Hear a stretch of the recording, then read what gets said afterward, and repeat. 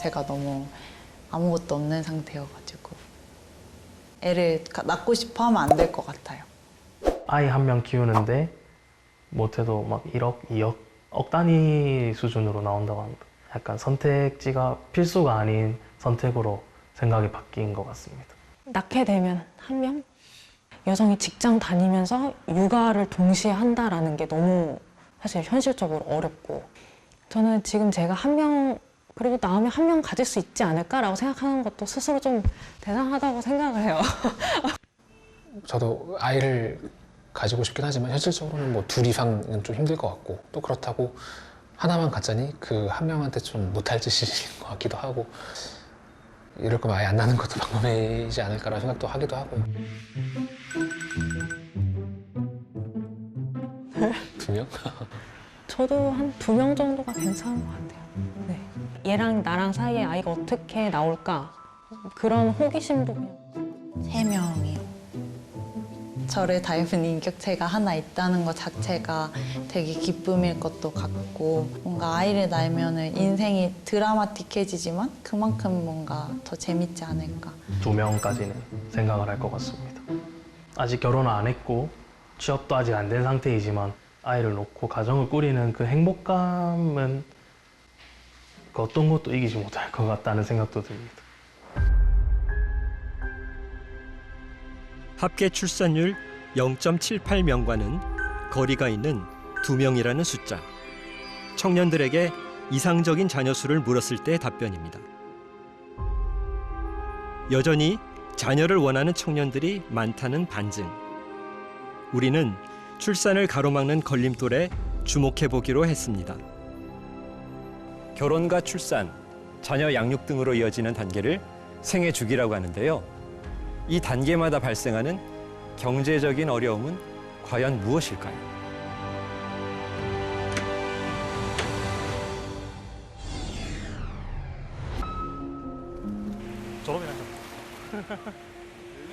치열한 입시 경쟁 뒤 대학만 가면 조금 편해질 줄 알았던 20대 청춘들. 하지만 현실은 녹록지 않습니다. 결혼할 수 있을까? 얼마 전 대학을 졸업한 민석 씨. 그에게도 어김없이 취준생이라는 이름이 뒤따랐죠. 제 친구들을 통해서 봤을 때 한 3년에서 4년 정도 걸리는 분도 있고 솔직히 주변에서 취업을 하고 일을 하고 있는 친구들도 있고 해서 지금도 좀 취업에 대한 스트레스를 받아가면서 좀 지내고 있습니다. 아르바이트와 취업 준비로 바쁜 나날들. 가정을 이루고픈 꿈은 뒷전이 됐습니다. 결혼 자체에 대한 그 막막함 때문에 출산에 대해서는 아직 그렇게 깊게 생각을 안 해봤습니다.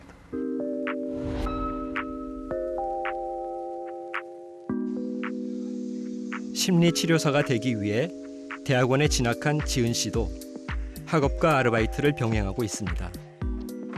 일찍 가정을 꾸리길 꿈꿔왔던 지은 씨는 고민이 많은데요. 직장을 얻기까지 넘어야 할 산이 까마득하기 때문이죠. 그 수련을 한 다음에 자격증을 따고 이런 식으로 진짜 직업 전선에 갈 수 있어서 최소 3년 정도 필요할 것 같아요. 뭔가 경쟁이 심하고 그래서 이런 거가 스트레스가 되니까 아이를 불행한 세상에 나오게 하는 거가 맞는 일인가에 대한 고민도 있고. 세계에서 유래를 찾기 어려운 극저출산. 저는 지금의 출산율엔 청년들의 목소리가 담겨 있다고 생각합니다. 이제 처음으로 우리가 나중에 40, 50대 때 부모보다 더 못한 환경에서 살 수도 있겠구나라고 이제 생각하기 시작한 세대라고 할 수도 있을 겁니다. 사실 저는 이제 1960년대 끝자락의 사람인데요. 그 당시에 대학을 나오면 나름대로 안정적인 직장이 상당히 보장되어 있었거든요. 공부를 제대로 못하는 경우에도 나중에 취업 걱정을 별로 안 했던 것 같아요. 그래서 오히려 대기업에서 그 구인하러 와가지고요. 학생들을 뽑아가려고 유치 경쟁을 벌였던 기억이 납니다. 근데 이에 비해서 90년대생은 사실 우리 97년 외환위기 기억하시죠? 그러니까 유년 시절에 우리 한국 경제가 굉장히 흔들렸던 그런 상황에서 유년을 보냈고 저성장 국면에 들어섰을 때 취업을 해야 되고 그래서 좁아진 기회에 대한 더 치열해진 경쟁 그 앞에서 미래를 설계하기 힘든 청년들이 어떤 무건의 의사표시를 하고 있는 것이 일종의 저항이라고도 볼 수가 있겠고요. 임금 근로자 중 비정규직은 37.5%. 청년들은 불안정 노동으로 생애 첫 발을 내딛는 경우가 많죠. 직장을 구하고 안정을 찾기까지 시간이 길어지다 보니 생애 주기별 나이대도 변화가 생겼습니다. 남녀 모두 30대가 넘어서야 결혼을 하죠. 문제는 일자리와 소득이 결혼과 출산의 걸림돌로 작용하고 있다는 점. 심지어 연애 단계부터 포기 요인으로 작용한다는 분석까지 나왔습니다. 지방에서는 둥지는 있는데 먹이가 없고 서울에서는 먹이는 있는데 둥지가 없다는 그런 얘기가 있더라고요. 머슬로우의 욕구 이론에 따르면 이 의식주의 기본적인 욕구가 채워진 다음에 그 다음 욕구로 간다고 하거든요. 그런데 지금 우리나라 청년 같은 경우에는 이런 의식주의 욕구가 해결되지 않았기 때문에 그 다음으로 이행하지 못하는 게 아닌가라는 생각을 하게 됩니다. 우리나라에서 결혼은 출산의 전제 조건이죠. 과연 결혼하는 데 비용은 얼마나 들까요?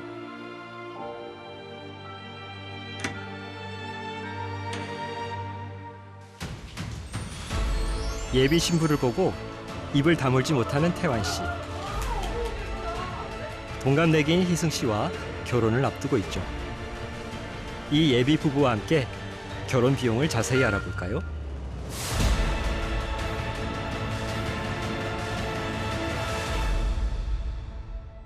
여느 청년들처럼 취업을 하고 안정을 찾기까지 쉽지 않은 관문을 지나온 두 사람. 32이라는 적지 않은 나이가 돼서야 결혼을 생각할 여유를 갖게 됐죠. 하지만 막상 결혼을 앞두고 웃을 수만은 없는 현실. 부쩍 오른 물가에 예상했던 결혼 비용을 훨씬 웃돕니다. 3,500에서 3,000 정도면 사실 할 수 있을 줄 알았어요. 근데 전혀 안 되더라고요. 요즘 물가랑. 진짜 아까 4, 5천 든다는 게 저는 맞는 말이라고 생각하는데 솔직히 많이 든다고 생각해요. 그게 과하게 많이. 뭐 남자 기준으로는 빠르면 뭐 27, 좀 늦어지면 28, 29쯤 이제 취업을 하게 되잖아요. 결혼을 올리는 나이가 뭐 보통 뭐 32, 33에 하고 싶어도 정말 모은 돈이 없어요, 정말로. 맞아. 뭐 1년에 뭐 1,000만 원씩 모은다고 생각을 해도 5년 모아봤자 5천이에요. 그럼 5천이면은 뭐 결혼식에 들어가는 비용 외로는 뭐 정말 아무것도 못할 수준으로 지금 다 날아가는, 그러니까 한순간에 다 이렇게 날아가는 상황이 되다 보니까. 신혼집을 알아보기 위해 나선 예비 부부. 수도권에서 신혼집을 찾고 있죠. 작년부터 집을 알아봤던 두 사람. 걱정이 이만저만이 아니었습니다.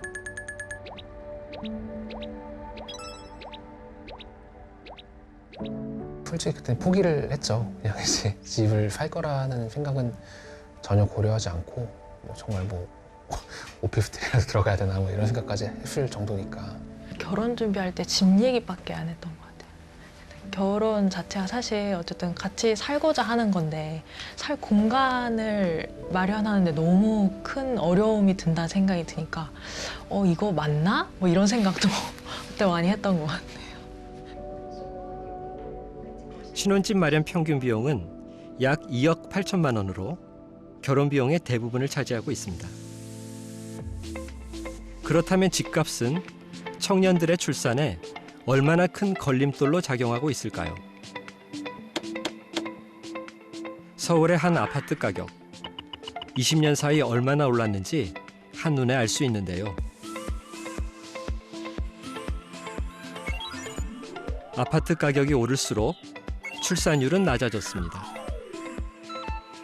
우연의 일치일까요?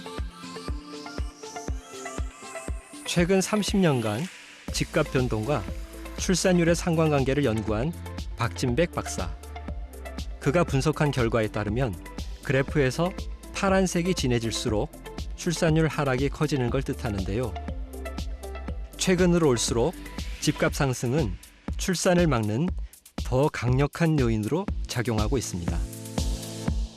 서울 시장을 기준으로 했었을 때 2022년 4분기에 PIR은 중위소득 기준으로 했었을 때는 약 12년 정도가 걸리는 걸로 보고가 되고 있습니다.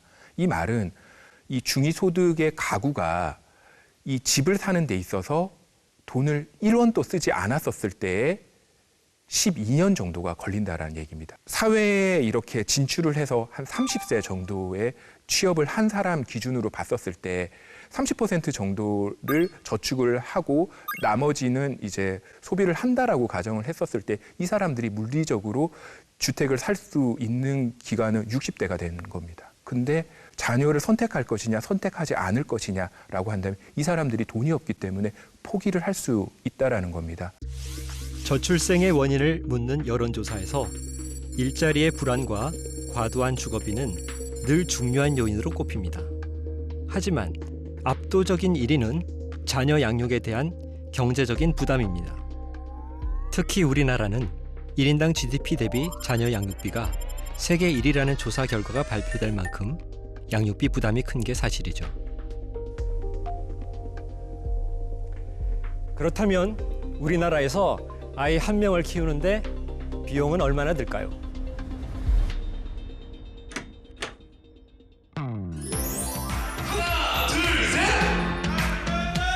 여러분 힘찬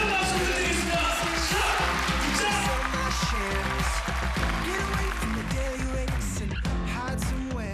6년의 긴 연애 끝에 결혼식장에 선 두 사람, 아연 씨와 성배 씨입니다. 그리고 3년 뒤 두 사람을 반씩 닮은 딸 세보미를 낳았죠.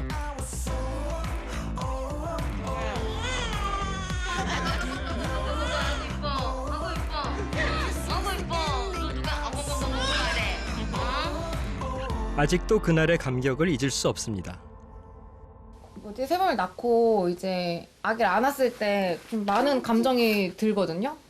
근데 그런 감정을 엄마도 똑같이 느꼈을까? 약간 이렇게 좀 그런 생각이 들고, 엄마가 저를 낳았을 때가 저보다 훨씬 더 어릴 때 낳으셨잖아요. 근데 그렇게 어렸는데 뭘 안다고 이거를 이렇게 힘들게 저를 키웠을까? 약간 이런 생각이 들어서 좀 찡하기도 하고 그랬어요. 세보미가 찾아와준 순간부터 출산까지의 비용을 계산해봤다는 아연 씨. 출산과 산후조리의 비용이 생각보다 엄청 커서 좀 사실 많이 놀랐고, 근데 제가 되게 적게 낸 편이더라고요. 그래서 사람들이 어떻게 이 금액을 내고 출산과 산후조리를 하는지 사실 좀 신기했어요. 다들 정말 많은 비용을 들이는구나라고 생각을 하게 됐고.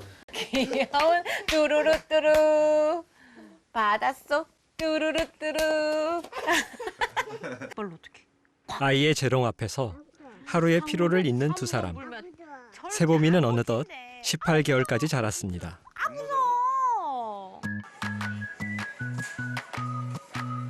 그렇다면 영유아기 아이를 키우는데 양육비는 얼마나 들까요? 장보는 현장에 동행해봤습니다. 특히나 채소 같은 거는 이제 무농약인지 이런 친환경 채소인지를 좀 중점적으로 보고 구매를 하고 있어요. 사실 제가 먹는 거면 그렇게 크게 상관이 없는데 아무래도 아기가 먹는 거다 보니 좀 그런 농약 같은 게 들어가면 좋지 않을 거니까 그런 거 고려해서 구매하고 있습니다. 아이가 먹는 식재료만큼은 아끼기가 쉽지 않다는 아연 씨. 제가 보통 그 마트 갈 때 한 20만 원 정도 나왔었거든요. 근데 최근에는 똑같은 그런 품목을 사도 30만 원이 훌쩍 넘더라고요. 그것만 봐도 와, 물가가 진짜 많이 올랐구나, 이거를 좀 체감하고 있습니다. 아이가 자랄수록 늘어가는 식비. 대신 장난감이나 책은 중고 거래를 활용해 아끼고 있죠.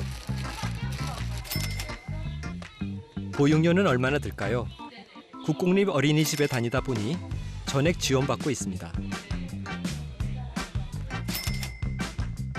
아연 씨가 직접 계산해 본 월 평균 양육 비용은 약 50만 원.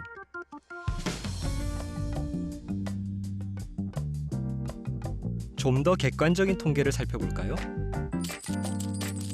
영유아 자녀를 한 명 이상 키우고 있는 가구의 월 평균 양육비는 127만 원에 달했습니다. 가장 큰 비중을 차지하는 건 교육비와 식비였습니다. 소득의 한 27%, 거의 30%에 해당하는 돈을 아이를 키우는데 소비를 하고 있기 때문에 양육비용 부담이 있는 것은 분명하고요. 최근에 이제 영유아기에 대한 집중 투자, 특히 금전적 현금성 지원들이 크게 늘어나고 있는 상황이고요. 그러한 부분에 대해서 부모님들이 양육 부담 경감에 도움이 되느냐라는 질문에 대해서 굉장히 높은 지지도를 보입니다.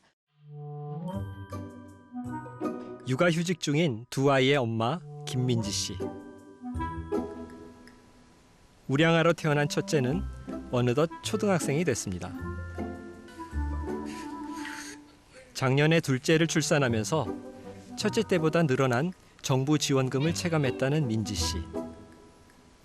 하지만 최근 첫째 아이 교육비가 크게 늘면서 양육비 부담은 더 커졌습니다.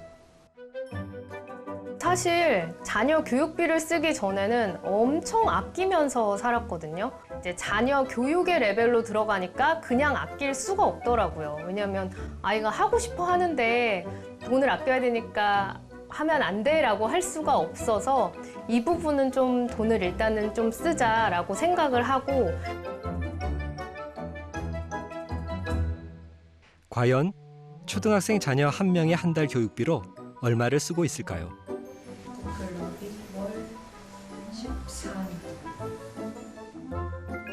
학원 3곳과 방과 후 수업까지 포함하면 총 96만 원.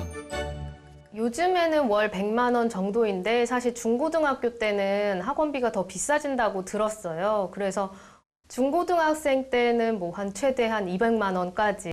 안녕하세요 여러분, 한국에서 살고 있는 폴소라고 합니다. 반갑습니다. 제가 지금 한국 나이로 40살이고 하고 코미디언 활동하고 있어요. 하고 유나 아빠 됐어요 2개월 전에. 캐나다에 있었을 때 제가 CPA 회계사 전문가였어요. 근데 거의 5년 반, 6년 전에 한국에 왔고 그래도 이제는 뭐 코미디언 활동 해보고 있어요. So, that's it. 한국 결혼 문화 잘 알아? 네. 어디 한번 보지. 형사람들이 어디서 결혼해? 호텔? 비싼 웨딩홀. 결혼 행사 시간. 안정적인 직장을 뒤로하고 코미디언의 꿈을 이루기 위해 도전 중인 폴. 한국인 아내 세희 씨를 만나 결혼식을 생략한 채 혼인신고만으로 달라는 가정을 꾸렸죠. 그리고 얼마 전 아빠가 됐습니다. 유나? 맞벌이 부부다 보니 육아는 주로 프리랜서인 아빠가 담당하죠. 날 때려 어떡해. 유나. 크리에이터 활동도 멈춘 채 육아에 전념한 지 2달이 흘렀습니다.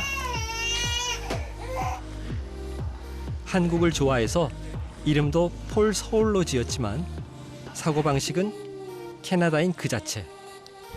그런 그가 아이를 대학 졸업 때까지 지원하겠다고 답한 이유가 궁금합니다. 기본적으로 캐나다 문화에서 우리가 예를 들면 어떤 부모님 성인 되면 20살이면 이제는 너는 성인이니까 그냥 혼자 다 해. 그래서 제가 대학교 혼자 근데 대학교 값이가 캐나다에서 쌌어요. 아직도 그래요. 최근에 확인했을 때 다 같이 1년 안에 아마 300만 원이에요. 한국은 잘 모르겠어요. 한국은 진짜 비싸면 아마 부모님 지원해야 돼요. 아니면 큰 빚으로 평생 시작하면 조금 힘들어요. 그래서 아마 한국에서 어쩔 수 없어요.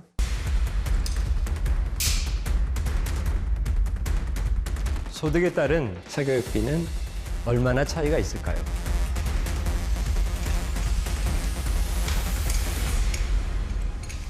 소득 상위 20% 가구는 하위 20%에 비해 8배나 많은 사교육비를 지출합니다. 문제는 대학 입시 경쟁이 과열되면서 불안해진 중산층까지 사교육비 지출을 크게 늘리고 있다는 사실이죠. 자녀 한 명에게 드는 초, 중고 사교육비 총액을 추산해 본 결과는 놀라웠습니다. 무려 5,900만 원을 사교육비로 쓰고 있는 겁니다. 아이에게 굉장한 투자를 하지 않으면 안 된다. 남들 하는 만큼은 해야 된다라고 하는데 저희가 비교 대상으로 삼는 남들이 굉장히 상향 비교 때문에 높게 설정이 되어 있어요. 뭐 양육이라고 하면은 당연히 시간과 돈, 노력이 필요한 일이죠. 그런데 한국 사회에서는 이게 너무 부담스러운 일이 돼버렸다는 것입니다. 그렇다면 청년들이 출산을 포기하는 이유가 단지 과도한 양육비만의 문제일까요? 이쯤에서 떠오르는 한 저명한 경제학자가 있습니다. 모든 선택은 효용과 비용 계산에 따른 결과라고 봤던 게리 베커.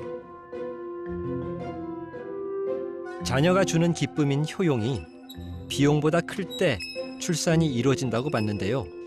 이 비용에는 양육비 외에도 출산으로 포기해야 하는 모든 부분이 포함되어 있습니다. 반대로 자녀가 주는 기쁨보다 비용이 더 크다면 출산하지 않는 것이 합리적이겠죠.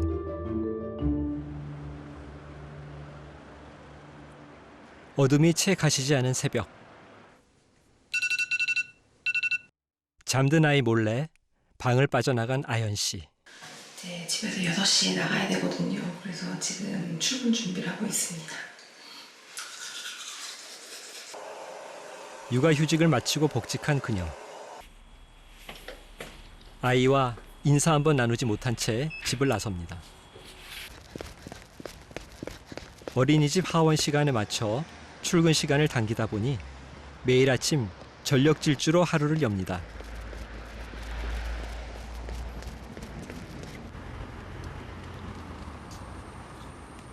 간신히 버스는 놓치지 않았지만 밀려드는 피로는 어쩔 수 없나 봅니다.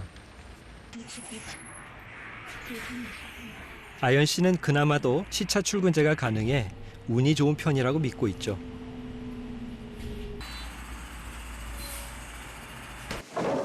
아연 씨가 회사로 향한 그 시각, 성배 씨는 아이를 깨웁니다. 하원을 아내가 맡는 대신 등원 준비는 성배 씨 담당이죠. 정신없어요. 저도 비슷하게 일어나자마자 아기 깨우고 준비하느라 사실 그래서 맨날 조금씩 늦어요. 성배 씨는 아이 어린이집 등원을 위해 재택근무를 하고 있습니다. 철저하게 아이의 등하원 시간에 맞춰 짜여진 엄마 아빠의 시간표. 하원 시간에 맞춰 엄마는 또 달리기를 시작합니다. 엄마 까꿍. 오후 4시가 넘어서야 처음 서로의 얼굴을 마주하는 아이와 엄마. 아빠. 가족 상봉도 잠시. 아빠는 다시 일을 시작하고 아이와 함께하는 바통은 엄마에게 넘겨집니다. 한 공간에 있어도 각자의 시간을 보내는 가족들. 하루 중 온 가족이 함께할 수 있는 시간은 많지 않습니다. 이게 뭐지? 이렇게 사랑스러운 아이를 또 갖고 싶어도 엄두를 내지 못하는 건 사실 양육비 때문이 아닙니다. 이제 애기 낳기 전에는 0 아니면은 2이라는 생각에 하나만 낳는 일은 절대 없을 거라고 확신했는데 막상 낳고 키워보니 하나를 제대로 키우기도 사실 좀 현실 자체가 너무 버겁더라고요. 그래서 현재는 둘째는 여전히 고민 중인 상태고 저희가 시간이 진짜 역부족하거든요. 그러니까 이마저도 애기한테는 좀 부족한 시간일 것 같고 이거를 또 둘째가 생기면 이 시간도 나눠야 되는 거잖아요. 그래서 그것도 좀 약간 미안한 감정도 많이 들고 양육비는 줄일 수 있어도 시간 빈곤에 시달리며 감수해야 하는 기회비용은 스스로의 힘으로 바꿀 수 없는 출산의 큰 걸림돌이죠. 자녀 한 명당 대학 졸업 때까지 들어가는 양육비가 과도한 사교육비 때문에 무려 4억 원에 육박하는 것으로 파악됐습니다. 뉴스에서 접하는 수억 원대의 양육비. 모두가 이런 양육비를 쓰고 있는 걸까요? 우린 한 가지 이상한 점을 발견했습니다. 평균값보다 적은 사람이 다수였고 평균값과는 달리 가장 가운데에 있는 중앙값은 더 낮았죠.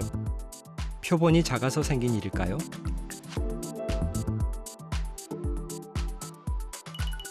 (4천) 가구를 대상으로 한 월평균 양육비를 분석해본 결과 역시 평균값에 비해 중앙값이 낮아지는 걸 확인할 수 있었습니다. 그래서 지금 발표되고 있는 것들은 대부분 하나의 요약 통계를 주기 위해서 이제 양육비의 평균을 발표를 하게 되는데요. 평균의 함정도 있다고 생각이 듭니다. 근데 우리나라 소득 불평등도를 보게 되면 많은 저소득층이 있고 그리고 고소득층의 소득이 아주 높은 그런 구조입니다. 그래서 보통 사람들이 어떤 수준인가를 보여주는 그 중앙값보다 평균값이 훨씬 높게 되죠. 결국 수억 원대의 평균 양육비는 부풀려진 금액이지만 출산에 대한 자신감을 잃게 하는 가장 강력한 요인으로 작용하고 있는 셈이죠.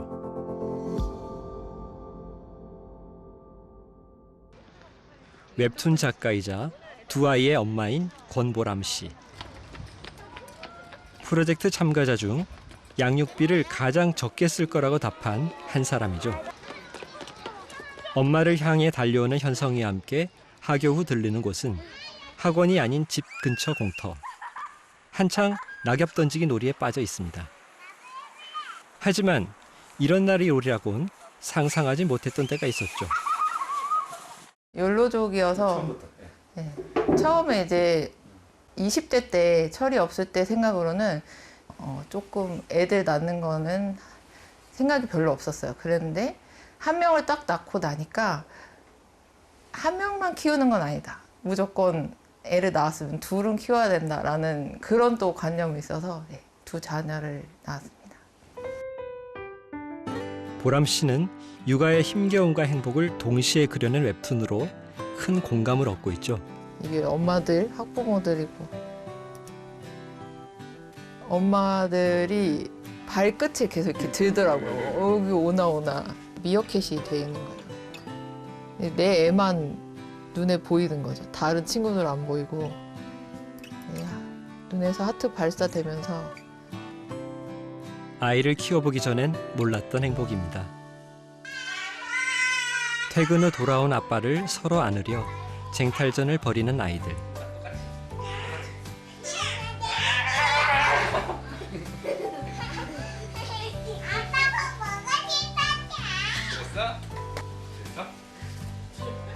바로 이 맛에 아이를 키우는 거 아닐까요? 자영업을 하는 아빠는 밤 9시가 넘어서야 집에 돌아오고 엄마는 아이들을 재운 뒤 새벽까지 웹툰 작업을 하지만 아이들 때문에 오히려 힘을 얻습니다. 만약 누군가 두려움 때문에 아이 낳기를 포기한다면 꼭 해주고 싶은 말이 있다는 보람 씨. 너희 아기들 어때? 이러고 물어보면 나도 모르게 입꼬리가 올라가고 세상이 꽃밭이 되는 게 저는 그렇습니다. 네. 애를 낳을까 말까의 선택지라면 당연히 다른 세상이 시작돼. 그런 말은 꼭 해주고 싶어요. 세상에 살면서 아이는 꼭 키워봐야 된다. 눈에 보이는 비용 뒤에 가려진 평범한 행복을 두려움 때문에 미리 포기하고 있는 건 아닐까요? 아이를 낳으면 돈이 얼마나 들 거야. 그다음에 내 시간은 얼마나 줄어들 거야. 주로 비용적인 측면에서 두려워하는 것이고 그건 숫자로 환산되는 것이죠. 그러나 아이를 낳아서 엄마 아빠 말을 하고 그리고 아이가 성장해가는 과정을 보는 모습. 근데 이런 것들은 숫자화되기 어렵고 상당히 질적이고 무형의 것이에요. 그러면서 저는 간과되기 쉽다고 생각합니다. 저는 지금 청년들, 특히 고부담, 고강도 양육 문화 때문에 겁을 내거나 힘들어하는 청년들에게 이야기해주고 싶은 것은 충분히 좋은 부모가 될 수 있는 자질을 이미 가지고 있다는 거예요. 그래서 저는 청년들이 조금 만약에 용기를 내고 낙관적인 전망을 하면서 같이 좀 목소리를 내줬으면 좋겠다 이런 생각을 합니다. 언제